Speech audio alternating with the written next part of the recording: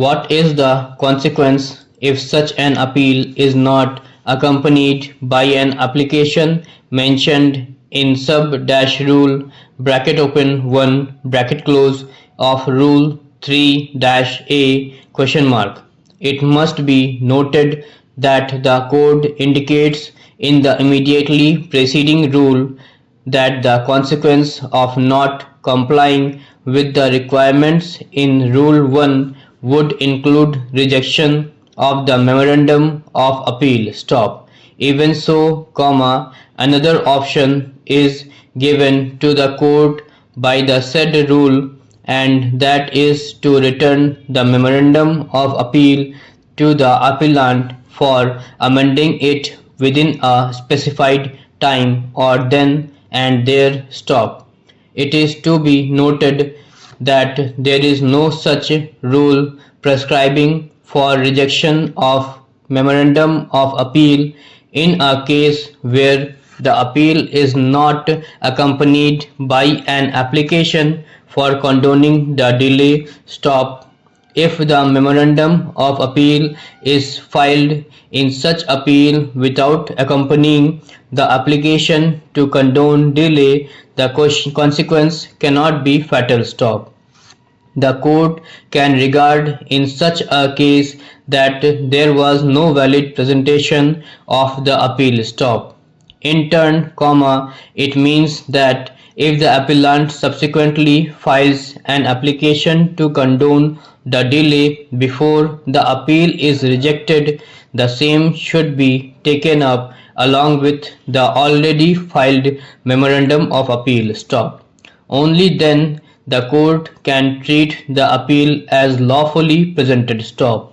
There is nothing wrong if the court returns the memorandum of appeal (which was not accompanied by an application explaining the delay as defective.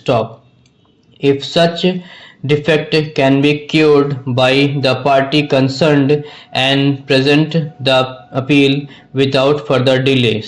Paragraph 2. No doubt sub-rule (1) of Rule 3-A has used the word (shall). It was contended that the employment of the word (shall)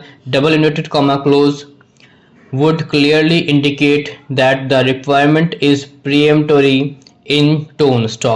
But such peremptoriness does not foreclose a chance for the appellant to rectify the mistake, either on his own or being pointed out by the court. The word (shall) in the context need be interpreted as an obligation case on the appellant. Why should a more restrictive interpretation be placed on the sub-rule? The rule cannot be interpreted very harshly and make the non-compliance punitive to the appellant. It can happen that due to some mistake or lapse an appellant may omit to file the application explaining the delay along with the appeal. Paragraph 3. It is true that law assists those who are vigilant and not those who sleep over their rights.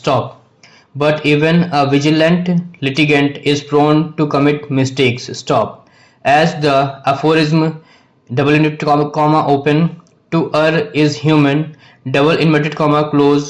is more a practical notion of human behavior than an abstract philosophy, the unintentional lapse on the part of a litigant should not normally cause the doors of the judicature permanently closed before him. The effort of the court should not be one of finding means to pull down the shutters of adjudicatory jurisdiction before a party who seeks justice, on account of any mistake committed by him, but to to whether it is possible to entertain his grievance if it is genuine. Stop.